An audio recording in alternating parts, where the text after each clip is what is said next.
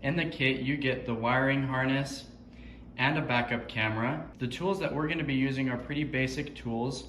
We're going to be using a trim tool, a flathead screwdriver, a 7mm socket, an 8mm wrench, and a drill. To start this install, you first want to make sure that your AC is turned up all the way and that your volume knob is turned all the way down. Next, we are going to disconnect the battery by using an 8mm wrench to unhook the negative terminal.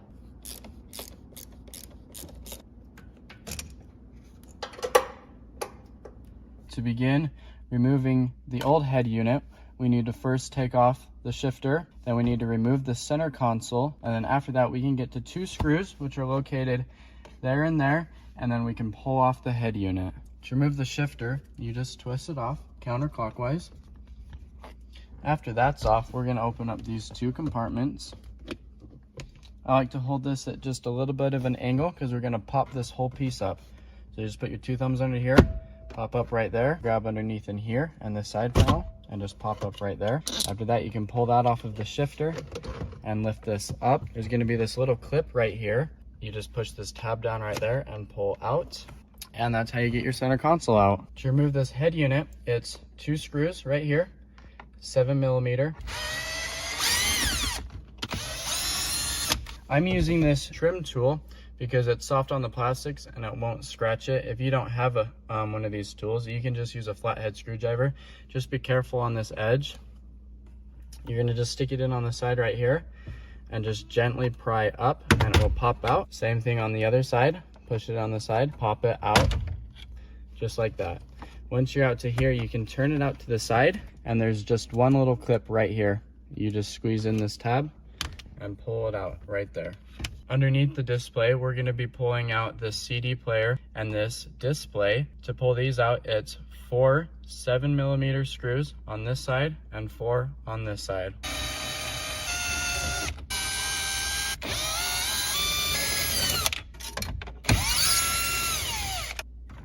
This just slides right out. Behind is one clip. It's the tab on the top right here, and you just pull straight out. These CD players are pretty tough to get out. There's an antenna cord that comes in through the back. To get it out, I found it's easiest to snake my hand underneath, find that antenna cord, and pull straight back. Okay, after you get that antenna in the back, you can pull the head unit out a little bit farther out to here. Then there's 2 clips on the back. You can just feel around. And then there's one more right to the side of it. To do this next part, we're going to take the back of the stock head unit and these plastic clips right here. We're going to pry up on the sides and pop out. A little trick to kind of get these inner ones is take a screwdriver, give it just a little bit of pressure, and then just lift up on that outside and they pop right off. Now we want to save these little white clips because on the back of our head unit, we're going to install all 6 of these clips on these parts right here. After you get those 6 clips installed, we're going to move on to the wiring harness. This wiring harness is super simple. It's all plug and play, comes with everything you need, and it comes with a backup camera. First, we're going to start with our antenna extender. We're going to bring it right back here and plug it into this piece right here. And then next, we're going to grab our big wiring harness, and we're going to take our big plug first, and that plugs straight into the car. And then next we're going to grab this plug, and it has the green and black wires, and that goes into this other plug right here. Next we're going to be plugging in these cords right here. This one comes and plugs into this spot on the back of the head unit right here. And then I'm going to be using this USB cord right here, and it comes and plugs in right here. The backup camera installs just like any other ordinary backup camera. I routed it up and through into the trunk. To get back behind the trunk, you're going to take off this screw right here, and then these 2 tabs. There's one right there, and then one on the other side. After you've got those 4 clips removed, you can come in here and grab this piece, and you can pop and lift up that entire piece. To wire up the camera, I spliced it from my tail lights, so when we're in reverse, we have power to the camera. From there, I'm going to take this cord from the camera and run it up to the front using this cord. After you get the cord plugged in over there, we're gonna bring it all the way up along the side of the seat, and from there, we're gonna route it up and inside, up and over, and then through the back of there. I'll show you what it looks like when I'm done. Okay, so I've got that cord, and it's routed up through the top in here, and then all the way across inside, and it comes out right down here. From there, we're gonna take this cord, which is hanging on the side right here, and I'm gonna pull out this trim just a little bit, and we can sneak that cord inside of that trim piece right there. And from there, we're gonna just continue to tuck it inside of this trim piece all the way down. Then we're gonna run it across through here and then down this whole side and get it all tucked inside of there. And then after that, we'll go ahead and run it up underneath this plastic piece all the way through here and up and then straight to the back.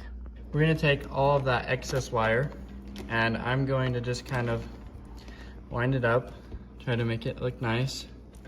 After we've got it wound up, I'm gonna come and tuck it in here on the side of this, and we're gonna just kind of lift up this carpet panel back here, and we're gonna tuck it right inside of there. And then when we put the carpet back down, it'll hide all that excess wire. And then we're gonna do the same over here. We're gonna take these cords, we'll tuck them in, try to make it look good in here. And then we can pull this panel piece back and reinstall the panel.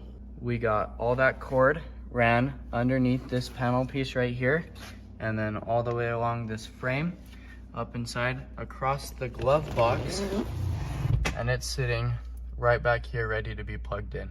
Next, we're gonna be hooking up the wire for the camera. That comes in and plugs into this plug right here on the very end, just like that. And then we're gonna come back here and grab the wire that we threaded through, and those two just connect together. And then we have our GPS, and the GPS gets threaded right here. Just go ahead and make sure that's finger tight. And for the GPS, we're gonna take it and stick it up top back here and out of the way. So that just gets stuck right there, and we can thread the wires down there. Next, we're gonna come in here and we're gonna grab this green cord, and this green one comes and plugs in right here in this spot, just like that. And then we have these red and black wires down here, sorry, red, blue, and orange, and those get plugged in down here right at the bottom, just like that. And then our last one, and this is the main power and control unit, comes up here at the very top, just like that. And that should be everything we need to plug in. One of the last steps for wiring is I'm going to take this USB dongle, and we're just going to go straight into the glove box, right down, thread it in through there, and ours is just going to sit right here, tucked away in the glove box. After you have all of the wiring but the GPS, we're going to save the GPS for very last. After you have all the wiring, now we're going to go connect the battery and make sure that everything works.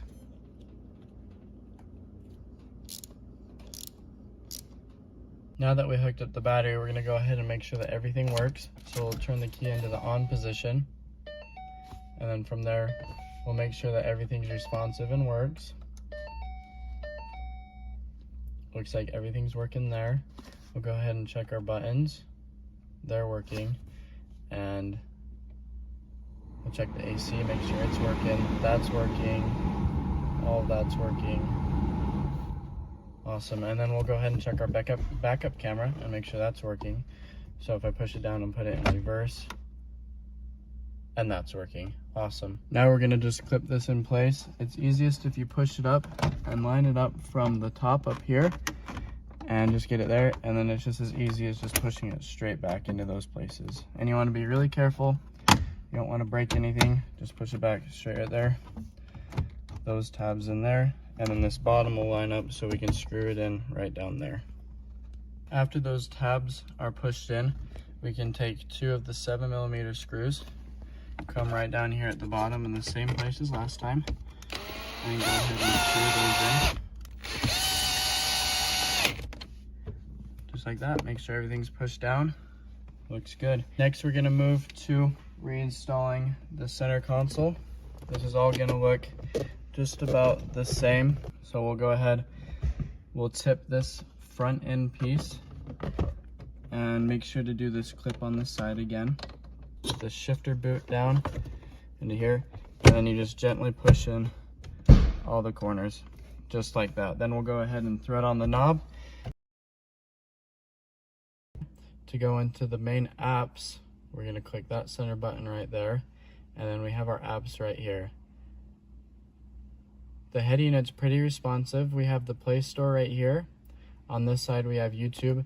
Z-Link is where we're going to do Apple CarPlay. So you push Z-Link, it's gonna open, and then it's going to connect to your phone. So you wait and it'll say connecting, and then it will pop up with connected and Apple, just like that. And now we're hooked up to my phone.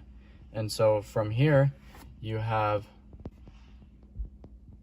your music and everything for Apple Play. To hook up to the internet on this, it's pretty simple. We're gonna swipe down from the top to the bottom, and there's the little Wi-Fi button right there. We can click and hold the Wi-Fi button, and from here, we can turn it on, and now we can hook up to any Wi-Fi that we want from around here. To set the date and time, we're gonna slide down. We're gonna click car setting. In the car setting, we're gonna go to this Android setting on the side here. Then we're gonna go to settings. From here, we can slide down until we find system, language, time, backup, and updates. We'll click on that, and then we can do date and time.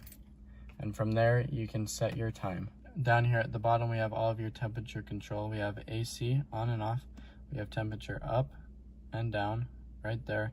We have media, we have mode, we have your fan speed, and then the same on that side. So if we come here and we click AC, it'll pop up on your screen up here. You can either touch it up there, or you can touch it down here. You can turn it on and off. You can change your fan speed. That mode button will change if it's blowing on your face or your feet.